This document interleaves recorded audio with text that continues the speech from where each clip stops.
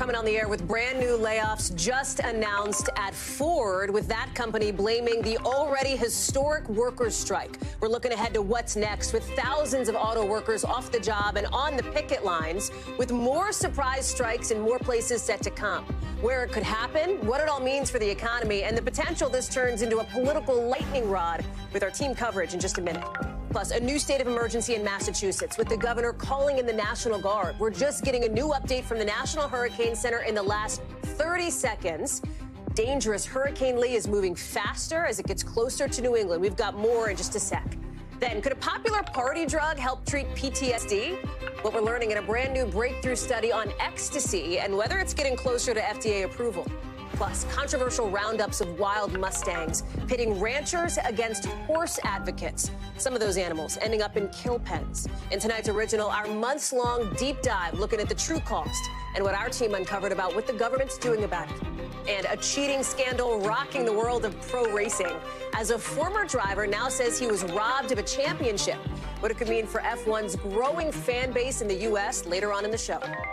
Hey there, I'm Hallie, and we are learning in literally the last 30 minutes that Ford is laying off 600 workers.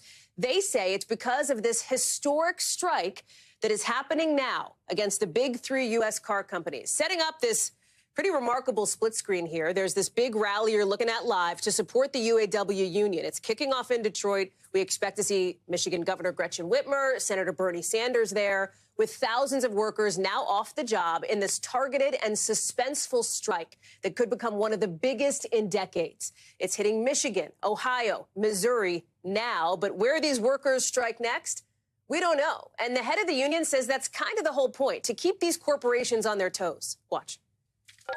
We didn't want to be here. We want a fair agreement. We want fair economic and social justice for our members. That's what this is all about. And it's a shame. It's an economic hot potato and a political one, with the White House now sending some of their folks to Detroit to help negotiate, as President Biden tries to walk a tightrope here. Let's be clear. No one wants a strike. Say it again. No one wants a strike. But I respect workers' right to use their options under the collective bargaining system. And I understand the workers' frustration. Our NBC News team is covering this from every angle. Mike Memoli is posted up for us near the White House, but I want to start with Shaq Brewster, who is spending the day with picketers, the evening, I should say, outside a plant in Toledo, Ohio. So, Shaq, here we are, hour 17, no negotiations today, and now this new announcement of layoffs. Help us understand how to put that into context. Yeah, Hallie, you're already seeing the ripple effects of this strike. You know, everyone knows that strikes are difficult. The workers out here, they know that and they fully understand it. And you just mentioned Ford announcing that about 600 employees have been laid off. And they released a statement explaining that it's essentially because of a process that needs to be done by the workers that are already inside the plant.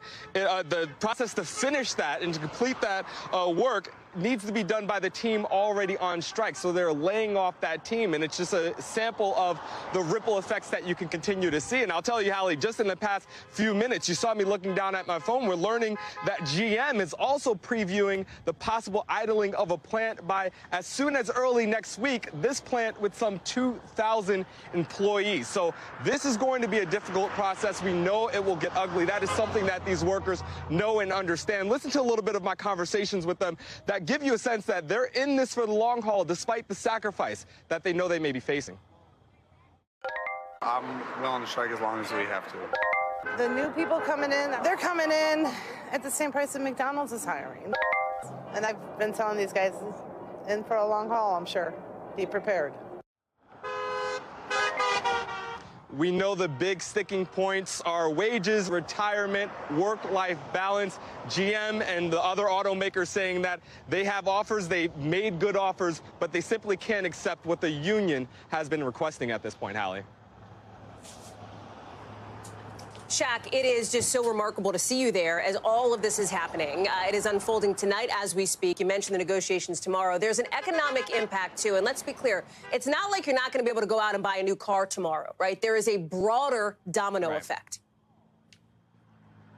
Exactly, Hallie, and the real size of that effect is unclear because of how unique this strike is. The fact that it's 3 plants right now, but we're already talking about 2 other plants that may be idled, and then the union may go on and expand this strike. So we don't know how quickly this effect will be felt by consumers. But listen to a little bit of what the CEO of GM told our colleague Jesse Kirsch when he asked about the ripple effects of this strike. For every GM job, there's 6 other jobs that are associated with it, and that's why the ripple effect can happen so fast. It's not going to be good for the economy. It's not going to be good for anyone. You hear estimates, economic estimates of billions of dollars being lost by the companies each week this strike goes on. You talk about the workers out here. They're going to be receiving not their regular wage, but instead $500 a week. This is going to have an impact, and for some, it's already having that immediate impact, Hallie. Shaq Brewster live for us there in Toledo. Shaq, thank you very much. Let me bring in Mike Memoli, who's outside the White House, because there is a political component to this, and it is a big one here, Mem, right, as the president is trying to walk this tightrope here. There's a lot of interest to appease. He has positioned himself as a pro-union guy. There's also the potential for the economic impact. He wants a bunch of EVs on the road, right? That's been a cornerstone of his policy platform, too. Yeah, that's right, Hallie. I mean, what makes this such an interesting political moment is that you have a president. I was just with him at a Labor Day rally in Philadelphia a couple weeks ago. He loves the union audience. As he says, labor is what brought him to the dance. He really credits them for helping put him in office and put him in the White House. But really, you're not going to see him publicly take any step other than but to support workers, support the right to bargain. But privately, we know there are some bits of daylight between the administration and what the union is trying to do here. One is the policy area. Of course, electric vehicles, the transition is a major part of the administration's strategy for a clean energy future, but that also might lead to a reduction in auto jobs. And then if you peek under the hood a little bit more, to pardon the pun, there's this issue that the concern that the White House has is automakers are already trying to move some of their jobs. Some of these foreign automakers in particular have set up shop in southern states with much less labor-friendly policies. And the concern is that if the UAW maybe overplays their hand here, that might just lead to some of these big 3 automakers doing the same. So that's why the president has dispatched his team to Detroit to help potentially find a deal here. But it also might be what's behind an interesting statement we got from Shawn Fain of the UAW just today. He talked about the fact that there is some scaremongering about the economy in his view, but workers aren't afraid. He said corporate media, I guess that's you and me, Hallie, are afraid. The White House is afraid, and the companies are afraid. So there's, as you see, Shawn Fain soon to be joined by Bernie Sanders. There's a very Bernie-style rhetoric here, and we know that the president, especially in the primary, but even sometimes here in the White House, has had some daylight as it relates to Senator Sanders as well. There's also the view from the Republican side of the aisle here, and an interesting one from somebody who is the current frontrunner in the 2024 Republican primary, happens to also be a former president, Donald Trump, in an exclusive interview with our Kristen Welker. Let me play that. Let's talk about the economy. And I want to start by talking about this big standoff between the auto workers and the big 3 auto manufacturers. Yeah. My question for you, Mr. President, whose side are you on in this? I'm on the side of making our country great. The auto workers are not going to have any jobs when you come right down to it, because if you take a look at what they're doing with electric cars are going to be made in China. The auto workers are not going to have any. I'll tell you what, the auto workers are being sold down the river by their leadership, and their leadership should endorse Trump. The reason is, you got to have choice. Like in school, I want school choice. I also want choice for cars. If somebody wants gasoline, if somebody wants all electric, they can do whatever they want. But they're destroying the consumer, and they're destroying the auto workers. The auto workers will not have any jobs, Kristen, because all of these cars are going to be made in China. The electric cars automatically are going to be made in China. So let's talk about UAW's leadership. The president, Shawn Fain, has withheld his endorsement of President Biden, but this is what he had to say about you. Quote, another Donald Trump presidency would be a disaster. How would you win that endorsement? Well, if that's the case, I probably won't win his. I don't know the gentleman, but I know his name very well. And I think he's not doing a good job in representing his union, because he's not going to have a union in 3 years from now. those jobs are all going to be gone because all of those electric cars are going to be made in China. So we should note that the same invitation, as you know, Mem, to sit down with Kristen went out to President Biden as well. The political component is interesting because you saw Donald Trump do what he has often done on the campaign trail, and that is pivot to China. Yeah, not just pivot to China, and we know that's going to be a big part of the rhetoric here, but even as it's clear the UAW is not going to be endorsing Donald Trump if he is ultimately the Republican nominee, President Biden hasn't earned their endorsement either. And so the rhetoric we just heard from Donald Trump speaks to two audiences. One, a Republican conservative audience that likes anti-union rhetoric, but also the former president, they're trying to potentially divide the union vote itself, create some daylight between their leadership and the rank and file. President Biden did win the union vote in 2020, but not in a landslide. And that's going to be a crucial battleground if it is between these two men next November. And you see Donald Trump laying the groundwork here to try to win some of that vote back. Mike, Memoli, thank you very much for that. You can catch more of that interview with Mr. Trump in Kristen's debut show, her inaugural hosting of Meet the Press. That's this Sunday on your local NBC station. So listen, in just the last couple of minutes, we're getting the latest update in from the National Hurricane Center, telling us Hurricane Lee is getting bigger and it is moving faster toward New England. We're seeing these tropical storm warnings up and down the coast because even though Lee is not expected to make a direct hit, it could still deliver some punishing wind and rain starting tonight. The governor of Massachusetts calling up the National Guard given the state of emergency. And look at this. Some harbors are empty. Look, people pulling out their boats to keep them from getting wrecked in the storm. There's also the potential for a strong storm surge, too. That could create some dangerous rip currents. But as you're seeing here, some surfers are still taking the risk. It's a lot more powerful. There's a lot more push behind the wave. As surfers, we actually like that. We're looking for offshore winds that hold the waves up. We have Marissa Parra on the ground in Bar Harbor, Maine, but I want to get right to meteorologist Bill Cairns first with this newest update. So what are you gleaning here from this National Hurricane Center news? Not a lot changed. We just shifted the path slightly to the left, and that really doesn't mean much except for maybe areas around Bar Harbor or Bangor. Maybe the wind gusts could be slightly higher. That's really about it. So here's the new path from the Hurricane Center. They have it coming almost over the top of Yarmouth. It was just to the east of that previously. Tropical storm warnings remain in place in the same exact areas, and they do have it now making landfall as a tropical storm or what we would consider like a nor'easter minus the snow. So it's just that's what it's turning into, this big, huge blob of a storm. And you can see that clearly here. Here's the first radar bands not far from Nantucket. It's going to be interesting tonight to see if these make it over Cape Cod. If Cape Cod gets in this, then you could see some of those higher wind gusts. If that remains just offshore, your winds will probably be a little bit lower. So that'll be a big difference in the power outages late tonight, early tomorrow morning on the Cape. This yellow shows you where the tropical storm force winds are, and they're now moving over Cape Cod, Nantucket, and Martha's Vineyard. The hurricane winds are in red. Thankfully, no one's going to experience that. By the time it makes it to Nova Scotia, it'll weaken. So the highest winds now, Nantucket's already gusting to 39, Provincetown at 30. We do think the highest gusts will be out on the Cape tonight, up to 60. Down East Maine, same for you. And with all the trees in place and all the rain lately, we could end up with more power outages in Down East Maine than anywhere else. And that's where the heaviest rain will be, too. Hallie, I still think when this is all said and done, everyone from about the Maine coast southwards, they'll say this was a glancing blow, and they'll be happy about it.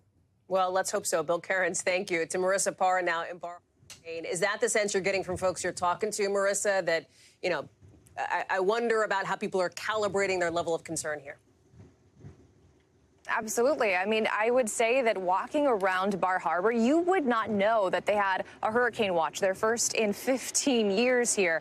We've only seen one store board up, and they told me they actually board up every season. They just typically do it at the start of November for the nor'easters. This year, they're starting a little bit early. They're surrounded by windows and glass, so they're just being extra cautious, if you will. There's a couple of stores that are closing tomorrow, but really other than that, there's no sandbags, there's no other boards. It really feels pretty normal walking around. In fact, really what you're going to be seeing is just as you mentioned and as Bill mentioned, we're going to see some rain, we're going to see some wind gusts here tomorrow, upwards of 60 miles per hour. And so if you're looking at what preps have been done, I think the water is your best bet to see what's being done differently. We actually had a chance to catch up with some lobstermen. You're going to hear from one in just a second as he was delivering his last batch before putting his boat to safety. Take a listen. They're just moving their traps out of the shoal of water because of the surge. A lot of them went to and most of them are all in this harbor. They all hauled out. So one other thing you may notice behind me, you might see 1 or 2 boats over my shoulder, but typically this is an area that sees 100 boats or more. And a nice day like this is the tail end of summer. It's been nice sunny weather all day. For the most part, there were very few boats out on the water here, especially compared to what you normally see. So, Hallie, a lot of those boats also, fishermen taking precautions. And I'll leave you with one last thing, because I know we're almost out of time, but I have to mention this. The trees. This has been a very rainy summer. You have waterlogged ground, and then you have top-heavy trees that have a lot of foliage left on them. So when it comes to those power outages, there is also a concern about the trees toppling over, hopefully not in very heavily populated areas, Hallie. Lots to watch over the next 24 hours. Marissa Parr, we're glad you're there for us in Maine. Thank you. A breakthrough new study may pave the way for a popular party drug to treat PTSD. And now, a new push to try to get ecstasy approved by the FDA in time to get it on the market inside a year. We know there's been a lot more interest in using psychedelics to help treat mental health issues all over the world. Australia became the first country earlier this year to actually let psychiatrists prescribe MDMA, that's ecstasy, and psilocybin, that's the active ingredient in shrooms, to treat patients. Dr. Akshay Syal joins us now. So, Dr. Akshay, research found that nearly 3/4 of the people who got this treatment and did some therapy, talk therapy, got so much better that they ended up not even meeting that criteria for PTSD by the end of the study. What do those results say to you? Hallie, this is really encouraging. And for your viewers out there who are seeing headlines, it seems like every week about a new psychedelic study. I just want to be clear, this is a really rigorous study. This is a phase 3 study that is really the final step before the drug submits to the FDA for approval. And Hallie, what makes this so exciting and just the field of psychedelics to me so interesting, when you talk about drugs like Ozempic or drugs for high cholesterol, you're really on them for lifelong. Here, as you just pointed out, there was only 3 sessions. After 3 sessions of MDMA, we're talking about 70% of people no longer meeting the definition for PTSD. So I think when we're talking about the field of psychedelics as a whole, definitely, certainly very exciting. And you see here 86.5% of people reach that, quote, clinically meaningful benefit. I mean, it's certainly very, very encouraging, Hallie. And how should we be thinking about the fact that the company sponsoring this research is a nonprofit advocacy group focused on developing prescription psychedelics? Like, what's our gut check on that? Yeah, you always have to consider what a company's motivation, who is funding the study. But Hallie, because of the legality of psychedelics, what we're seeing is that it's harder to get funding for these studies, and it's harder for researchers to get approval for them. So ultimately, it's going to be up to these companies who, may have a conflict of interest, but ultimately they publish the paper for all of us to review. And if the data checks out and the FDA is going to, look at it the same way, then it's not something that I think should prohibit them from coming to market. Before this would get prescribed, right, before there would be any movement on that, the DEA, of course, would have to change the way that it classifies ecstasy. And it's an interesting sort of thought experiment here, because I look at something like cannabis, right? There has been discussion for years now of having the feds change the classification for that, especially when you consider that nearly 3 million people in this country have been enrolled in medical cannabis programs. MDMA is a Schedule I drug, right? Ecstasy is Schedule I. What kind of a hurdle is it for advocates of using this to get over, right, in order to have more widespread use?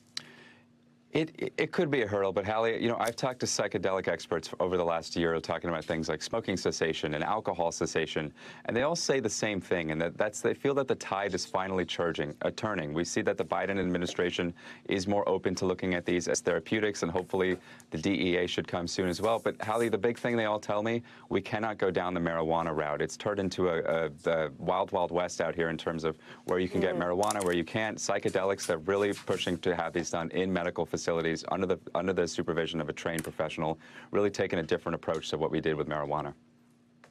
Dr. Akshay Syal, thank you so much. Appreciate your reporting on that. Anytime. Just before we came on the air, police in Georgia announced new criminal street gang warrants, that's what they call them, for 6 so-called soldiers of Christ. They're now being charged with murder in connection to a woman found dead in the trunk of a car earlier this week. We still do not know her name, but what we do know are some of the pretty disturbing details around her death. Police found her so malnourished, she weighed only about 70 pounds. She had apparently been beaten as well. The people accused of doing it, these 5 adults and a 15-year-old, say they're part of a group called the Soldiers of Christ. Aaron Gilchrist is joining us now. Aaron, talk to us about these new warrants and the fact that the new warrants are related to criminal street gangs. What is this about? So we're still trying to figure out exactly what this group of people really is, right? We know that there are 3 brothers in this group. There's a friend, there's a girlfriend. They've all said that they call themselves soldiers of Christ. And so I asked police about that a couple of times today to understand, well, are we saying that this is some sort of a gang? Are we saying that this is some sort of a religious organization? Right. Are they connected to a church or a larger group? And police said no, they can't find anything that would point to them being connected to a larger group. And so they are the group, these 6 people, as it seems at this point, and this is what has potentially led to this being looked at as like a street gang, as opposed to just sort of, people who are not connected in some way. But just, a horrible case for this community to now be looking at, to have this young woman, we believe in her 20s or early 30s, to show up in the trunk of this car. 70 pounds. I mean, ugh. Police believe that she had been starved as early as beginning as early as August 3rd, and that she died somewhere near the end of August, right? And they don't know exactly how long she had been in the car, but clearly she had been beaten, she had been starved, she had been confined in the basement of a home for at least weeks. How did police manage to finally find her? So they believe that one of the suspects in this case drove the car to a parking lot with this body in the trunk, and then called a relative and said, hey, I need a ride to a hospital to deal with some other sort of an injury, and then asked that relative to go back to the car to retrieve something. And when he went back to the car, found the body in the trunk, and that started this series of events where police started investigating, trying to figure out exactly how she ended up there. We haven't been given her name yet. We do know that she came to the United States from South Korea to join this group, and so now police are trying to track down her family to make them aware of what's happened, and then eventually for us to identify her. Do police think that there may be another shoe to drop here? In other words, are they concerned about the potential for more victims? We asked that, too. They don't seem to think that there are any more suspects or that there are any more victims involved here. And they seem to be, set on the people that they have involved, the suspects and this young woman. But just the community there has been really rattled by this turn of events, and not... no one would expect that this sort of a group is doing what they're accused of doing in a house. Yeah. Aaron Gilchrist, thank you so much for bringing us those details. Tonight, some disturbing new video has an Ohio mom demanding answers after these images emerged showing a school employee allegedly hitting her 3-year-old toddler on the head last month. We're going to show you what happened with a warning here. It is tough to watch. So here it is. You see the toddler, who is autistic, running down the hallway. There's a staffer chasing him. Lawyers for the family say the employee then grabbed the boy's head and threw him to the ground. You see that there. They describe his head hitting the floor, in their words, violently. Our Miguel Almaguer has more. Hey there, the school's surveillance video shows 3-year-old Braylon Tootle running down the hallway when a campus employee gives chase and appears to strike the toddler in the head, forcing him to the ground. Moments later, Braylon, a special needs preschool student, is dangled upside down from his ankles and rushed down the hallway before disappearing out of view. Now, Braylon's mother, Tanisha Lindsay, says school officials at Rosa Parks Early Learning Center first told her her autistic nonverbal son was, quote, swatted in the back of the head. Weeks later, she says Child Protective Services in Ohio called her and shared the video, which she is now making public. Here's what she told us just a short time ago. When you watch that video now, what goes through your mind? It's been some time, but it still must be difficult. Right now, I just want justice for him. It's blown up more than I expected. So my hope is for change. And then when Braylon is older, be able to look back on this and be proud of me for what I've done for him and the changes that I've made for him and kids like him. While police in Ohio investigate the incident at Dayton Public Schools, authorities on campus have not yet said what action they have taken. The superintendent tells parents the district will ensure all school employees are properly trained and qualified for their positions. Back to you. Our thanks to Miguel for that reporting. He will have more tonight on NBC Nightly News with Lester Holt. However you watch your local NBC station, starting at 6:30 Eastern. Coming up here on this show, a whole lot more, including what happens to ABC if Disney sells it, the latest in the linear versus streaming TV wars, and what it means for how you watch your favorite shows. Plus, more fallout new tonight for Ashton Kutcher after that letter of support for convicted rapist Danny Masterson. The new resignation from Kutcher coming up in just a sec.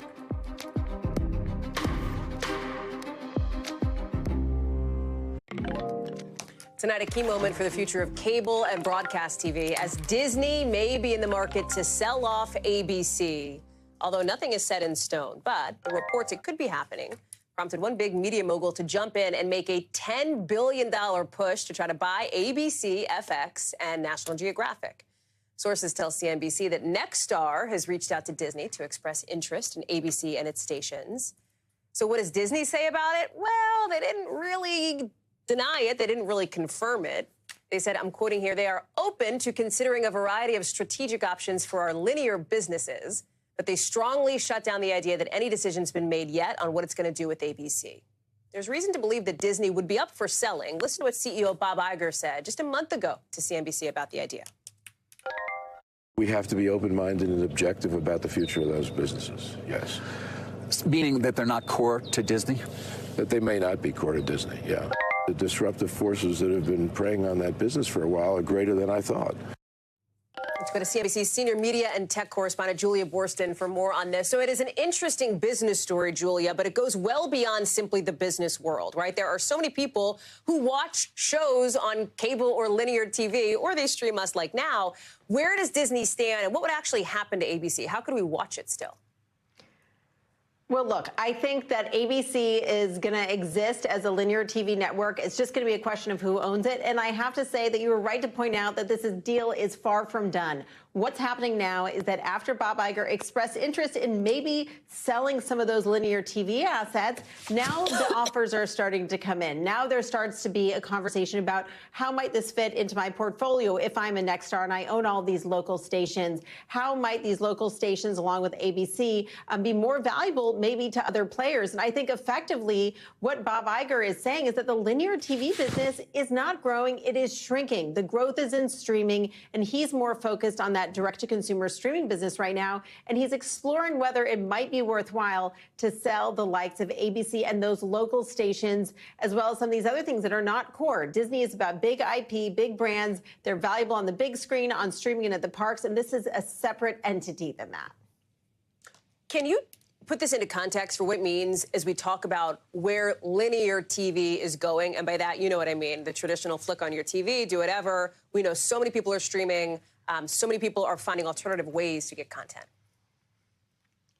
That's right. This is all about the decline of linear TV and the rise of streaming. And there was a very important turning point that happened this summer. And I'm going to reference some key numbers here. Streaming accounted for a record high of 38% of total TV usage in July, while broadcast TV fell below 50% for the first time ever in July. So there is a turning point happening right here, and the power and the viewership is going from linear over to streaming, something which you understand very well, Hallie. I was going to say, we've all drank the Kool-Aid over here. Julia Boorstin, thank you very much from CNBC. It's great to have you on the show. Appreciate it. Let's get you over to the 5 things our team thinks you should know about tonight. Number 1, an NBC News exclusive. 3 Democratic senators want answers from the defense secretary about whether Elon Musk limited Ukraine's access to comms networks at a key moment, basically at the start of Russia's invasion. Musk apparently sent Starlink terminals through his company SpaceX to Ukraine, but a new book about Musk suggests he stopped Ukraine from using this system for an attack. Now Musk saying he did not take away coverage near Crimea because he didn't promise it to begin with. Number 2, TikTok's facing something like $350 million fine. Why? Well, European regulators say the company is not protecting kids' privacy. This is the first time that TikTok has faced this kind of fine from Europe. The company says it does not agree with the decision and that it made some changes even before that investigation started. Number 3, Ashton Kutcher, we're learning tonight, is stepping down as board chairman of the anti-child sex abuse organization he co-founded more than a decade ago. This is after Kutcher and his wife, Mila Kunis, wrote letters of support for actor Danny Masterson, who was convicted of raping 2 women. Kutcher, late today, saying in a letter to the board he apologizes to all victims of sexual violence and that he doesn't want what he described as an error in judgment to distract from the group's work. Number 4, Drew Barrymore is apologizing today after announcing that her talk show will restart production even during this writer's strike. Listen. I wanted to own a decision so that it wasn't a PR protected situation, and I would just take full responsibility for my actions. She goes on to say that she's coming back partly because other people's jobs are on the line. Well, comments section is lit up with a lot of people criticizing her apology, saying the show shouldn't return right now. Number 5, Aaron Rodgers says he has had surgery now after that season-ending Achilles tear. He says it went well and that he's starting the path to recovery. Rodgers is 39, but says he plans to, quote, rise again. A little bit of breaking news to get to you here. Special counsel Jack Smith, who, of course, is investigating former President Trump, is filing a motion asking a judge to limit what Mr. Trump can say in this indictment in Washington against him. The special counsel is quoting inflammatory public statements that have led to threats and harassment. I want to bring in our Laura Jarrett, who's following this one for us. I see that we are just getting a response from the Trump team. I believe, Laura, and I'm pulling this up to make sure I have the sort of language here right, that the pushback is about the Trump team seeing this as them trying to silence him. Put this into context. What should we know? Well, they are, Hallie, and the reason they are is that the federal government believes that he's a risk to public safety, namely because of all of his social media posts, which we've all seen for our own eyes. And the government is saying to the judge, look, one of these posts is going to get someone hurt. He's been making a number of statements against the prosecutors, against the judge herself. The judge has received threats because of this. And so they're asking essentially to gag him, Hallie. They're asking to gag the front runner of the Republican Party in the midst of a presidential election, which is enormously significant. Well, I'm so glad you said that, because the reason I was sort of fumbling with my phone for a second, can we call it a gag order? Oh, like, yeah. That's appropriate? This is a gag order? Yeah, and it's not saying he can't talk about anything for any time, but they're asking him to stop talking about witnesses and making statements that would prejudice the trial. Now, the Judge Tanya Chutkan, way back when he got arraigned, had already issued her own warning to him, saying, I want you to be careful here. But remember, she never actually signed a formal order. She just sort of gave him, like, what I would call a first warning, an oral admonishment. Now they're asking her, let's make it formal, let's make it narrow, but he's not going to be, at least according to this, he would not be allowed to talk about witnesses, to make any threats against the prosecutors or the judge herself or the citizens of D.C., as we know that he's come after. Now, I don't necessarily think the judge is going to sign off on this right away, but what she might do is haul him back into court and have some strong words for him about this. So to be clear, he has gone after special counsel Jack Smith many times before.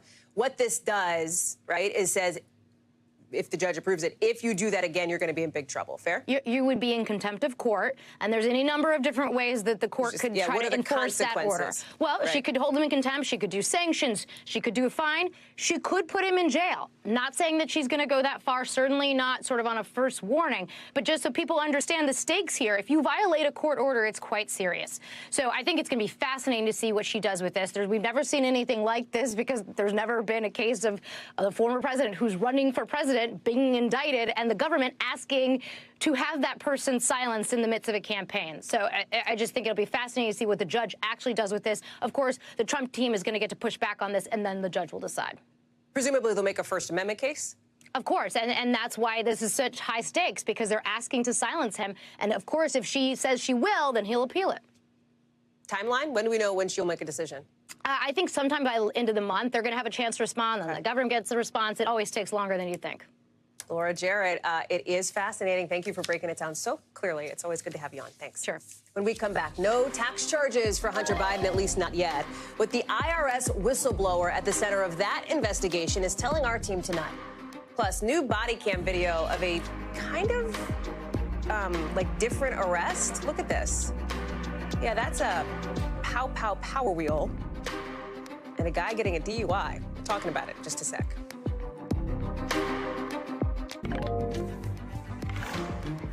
There's another big shoe that could potentially still drop as it relates to the president's son, Hunter Biden. As you know, 24 hours ago, we brought you the news that he'd been indicted on federal gun charges. But remember, there is still an investigation into Hunter Biden's taxes that is continuing. The IRS investigator who launched that investigation is now a whistleblower. At least he helped to do that. He testified in front of Congress and has some big concerns about how the investigation was handled. He's sitting down with our own Tom Winter for a conversation. Watch. The son of the President of the United States indicted by Special Counsel David Weiss. Is there an indictment come today, sir? No comment. Robert Hunter Biden facing gun charges but so far no charges tied to his taxes. I was the originating case agent of the Hunter Biden investigation. NBC News sat down with IRS Special Agent Joseph Ziegler earlier this week in his first interview since Weiss was appointed special counsel. Ziegler opened the tax investigation after a Biden bank record showed up in a different case. It stated that Hunter Biden was paying prostitutes related to a prostitution ring. He was spending lavishly out of the corporate bank account. In the course of your investigation into Hunter Biden, can you tell us what were the crimes that you believed you uncovered? As far as the tax crimes go, it's felony tax evasion, felony filing a false tax return, and then misdemeanor charges relating to failure to timely pay his taxes and failure to timely file his tax returns. And was this 1 year or was this multiple years? So this is for 2014, 2015, 2016, 2017, 2018, and 2019. Biden had planned to plead guilty to misdemeanor tax counts in July, and his representatives note he has paid the taxes back. Ziegler, speaking to NBC News just before Biden's gun indictment, says he has concerns about how the investigation was handled, going to Congress under oath to talk. And coming forward, I believe I'm risking my career, my reputation. He says he no longer believes in Special Counsel Weiss's ability to lead the case. Should the American people have confidence in the outcome of this case into the son of the President of the United States? All I can say is we've brought forward facts of what happened over my 5+ year investigation into the president's son. There were leads that we didn't follow. There was evidence that we didn't follow. There were things that we didn't do in those 5 years that were essentially halted from the prosecutors. Did there come a point where there were witnesses that you wanted to interview that prosecutors said, we don't think that's a good idea? Yes, there were multiple witnesses that we wanted to go interview and we were shot down. The adult children of Hunter, individuals who received financial transactions that we wanted to go interview. Weiss previously wrote to Congress saying he couldn't address all of the whistleblower concerns because of the ongoing investigation, and says he was able to operate independently. Ziegler says his motivations are not driven by politics. I'm a 38-year-old gay man. My politics are simple. I am a Democrat. What do you want people at home to know about this investigation and about Joseph Ziegler? I was so strategic in everything that I did to conduct a proper investigation of Hunter Biden. Tom Winter is joining us now. So you and I have talked a lot about this investigation, about the sort of different pieces of it as well. You look at the years that he mentioned with regards to some of those tax filings. They go back like a decade, as far back as 2014. Right. Talk now about the potential, as we said, for this next shoe to drop, because there is a time crunch that might be coming up here. Right, and it's that time crunch, Hallie, that has us so intently watching and focusing on this case. You know, you mentioned 2014. I remember when we first published an email where Hunter Biden's business associate talks about tax obligations in that year. But that ship has sailed. Right now, that year is gone, 2015, 2016. And really, it's the years that were referenced in Hunter Biden's plea agreement that are probably going to be most relevant here from a statute of limitations standpoint. And there's some belief that the year that is probably most in focus, 2017, as well as follow-on years from that, that the statute of limitations is actually going to expire, or believed to expire, exactly a month from today. So it's one of the reasons why we're so closely watching this and waiting to see exactly what or if the special counsel's office will do, Hallie. Tom Winter, thank you so much for being such the tip of the spear for this reporting. Appreciate it. NBC News covers hundreds of stories every day. And because it can be tough to read or watch or listen to them all, our bureau teams have done it for you. This is what they tell us is going down in their regions in a segment we call The Local. Out of our Midwest Bureau, the last 3 men charged in that 2020 plot to kidnap the governor of Michigan have been found not guilty today. They've been accused of providing support for terrorist acts. You can see one of them breaking down in tears after that verdict was read. The group's leader had been sentenced to 16 years in prison in December. Also out of our Midwest Bureau, new video of police in Indiana arresting a man for driving while intoxicated in a Jeep, but a Power Wheels Jeep, like a toy car. And yes, apparently that counts as a vehicle, meaning this charge is actually a felony. Police say the man was driving in the dark with no headlights, no reflectors, that he failed a field sobriety test. He was taken to the hospital for They say drugs were also found in his system. And out of our Western Bureau, imagine thinking you have 3 snakes hiding in your garage. Ugh. Imagine finding out it's actually 20. That's what happened to one guy in Arizona. He called a snake wrangler for help, who found 5 adult snakes and 15 baby snakes. The company says it's the most they've ever found in one call. They're all going to get moved to the desert. Coming up, a huge controversy over the U.S. management of wild horses. We've got a closer look in a piece we've been putting together for months in the original. Coming up in just a sec.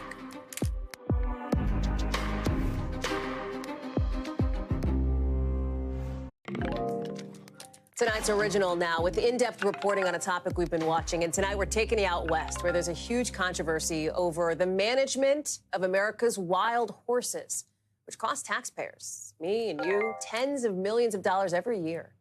You can see them here, this herd, just some of those Mustangs running across public range land in Nevada. Now, they're protected by law. They are allowed to roam free. But they're also competing for resources with native wildlife and with cattle ranches on the same land. We're talking water, food, space. And some of the horses rounded up by the government end up in kill pens. NBC's Erin McLaughlin has been looking into this for months. She's got our story. Good girl. Outside Palm Springs, California, horses like Dahlia, once running wild across the West, are now tame. Grab more rain. Under the expert care of horse activist Marissa Mendoza. It's hard to believe that she was a wild horse. Living her best life. Rounded up. Yep. Written off. Yep. And now she's riding with me. Dahlia was captured by the Federal Bureau of Land Management as part of its effort to control the wild horse population. But not all horses survive the roundups. This video from mid-July shows a stallion desperate to escape, snapping its leg, trying to jump the fence. A spokesperson for the Bureau told NBC News in part, injuries to wild horses during gathers are rare, noting that BLM and contract staff adhere to strict practices and humane handling standards during gathering operations, and that they continue to assess the gathering process. But some call it part of a decades-old battle playing out over millions of acres of federally owned land known as the Range. The wild Mustang is the symbol of America. Pitting horse advocates like Mendoza. Every car that you used to see was once a horse. Against cattle ranchers like the Nevada-based Fellini family. They argue with few natural predators and limited resources, there are too many horses and they're pushing out the cows. In the battle of cattle versus horses, who's winning? Horses are winning. Wherever there's an allotment with horses on it, horses are winning. Wild horses are protected by a 50-year-old federal law, tasking the Federal Bureau of Land Management with their oversight and care. At the same time, the Bureau has issued nearly 18,000 permits to cattle ranchers, allowing them to use public land, getting millions of dollars in livestock grazing fees in return. Anna Fellini and other ranchers argue the Bureau of Land Management is not doing enough to deal with horse overpopulation. Is this a crisis? Yes. It's a crisis beyond crises. The Fellinis are legally obligated to let the horses run wild on the land their family has worked for more than 150 years. The Bureau of Land Management will come out and tell us we are using too much forage. We have to remove our cattle.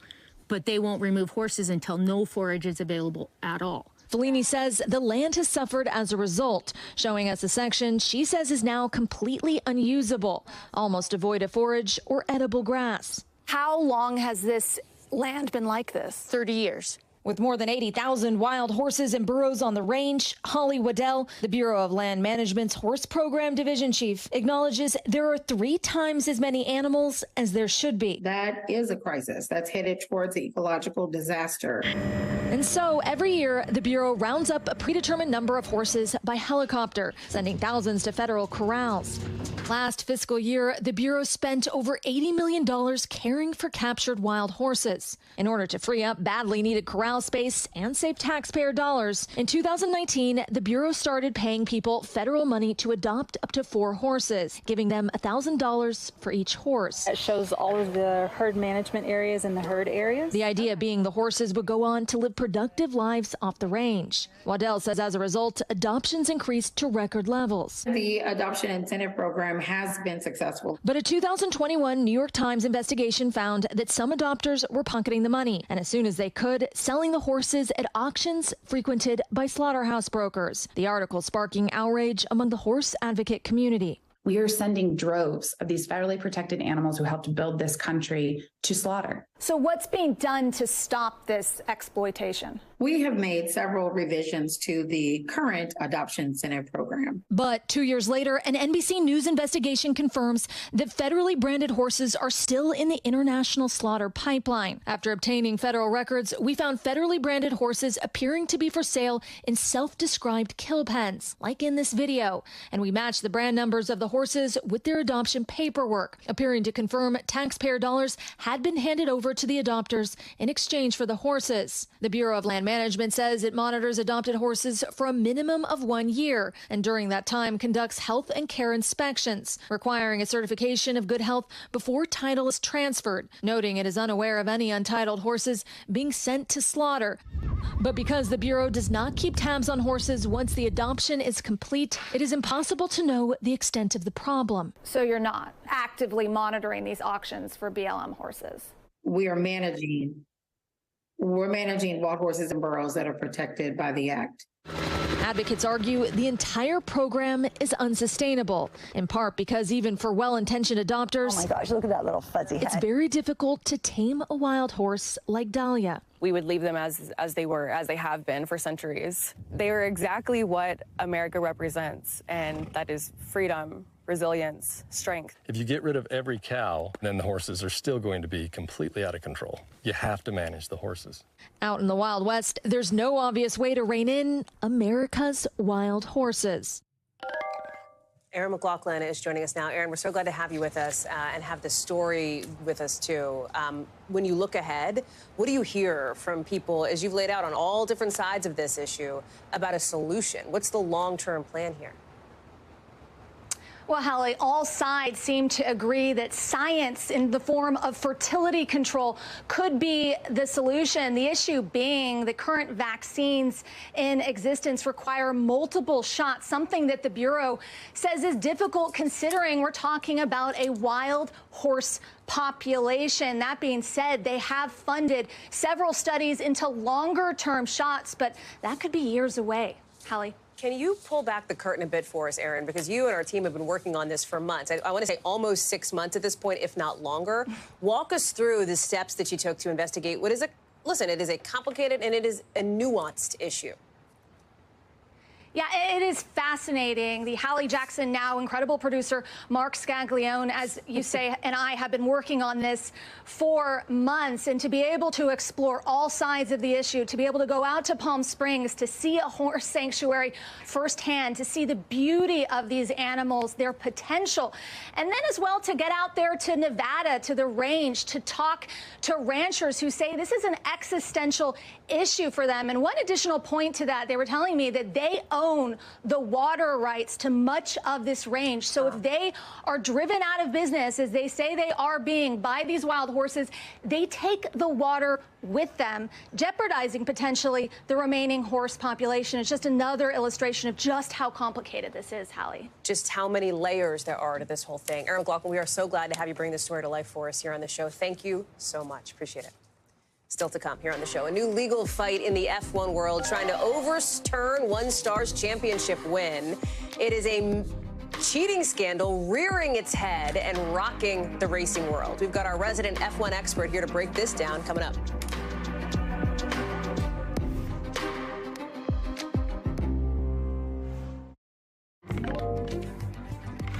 A new twist on an old scandal is rocking the world of pro racing with allegations of a conspiracy to cover up cheating, with one retired Formula One racer threatening a lawsuit to overturn the result of the 2008 championship. We're talking about retired Ferrari driver Felipe Massa. He says a notorious race-fixing plot called Crashgate robbed him of the trophy that year.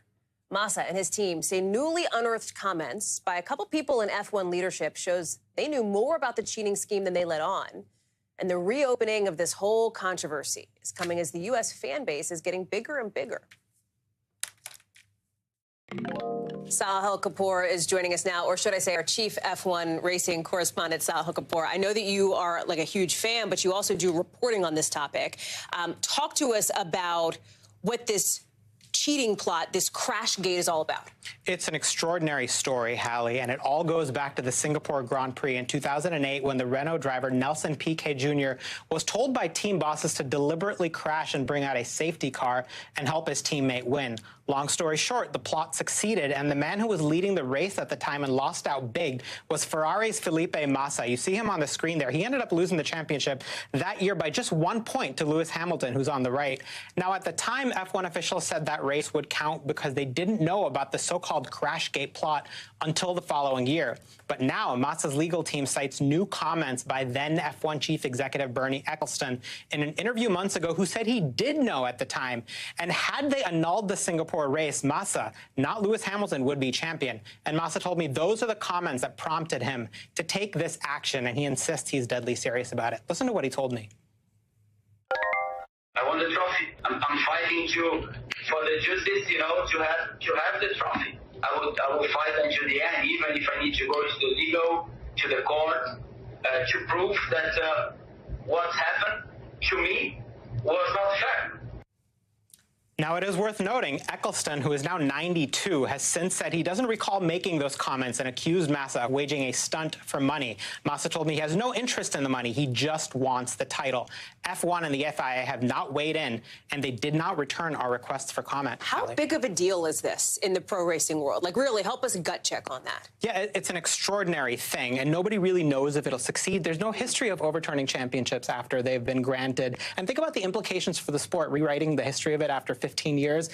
And for Lewis Hamilton, by the way, a 7-time world champion. If somehow this does succeed, he's down to 6 world championships. Now, I want to be clear. Hamilton is not accused of doing anything wrong. Right. Massa says he simply benefited from the transgression that occurred. I did reach out and get in contact with Hamilton's representatives. They are declining to comment on this. He's focused on the current race. It is also just so fascinating because this is coming at a time when, as you and I have talked about on this show before, the popularity of Formula One racing is growing in this country, and that has not always traditionally been the case. That's absolutely right. And there are a lot of new Drive to Survive era fans in the United States who may not be familiar with what happened in 2008. This brings it all back, and Massa's legal action threatens to drag the sport, or reopen, rather, one of the dark chapters in the sport's history. Sahil Kapoor, thank you so much. Great to see you.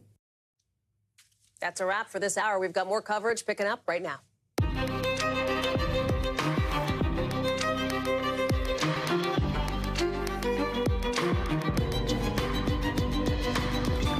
We are coming on the air with brand new layoffs just announced at Ford, with the company blaming that already historic workers' strike. We're looking ahead to what's next now, with thousands of auto workers off the job and on the picket lines, with more surprise strikes in more places set to come.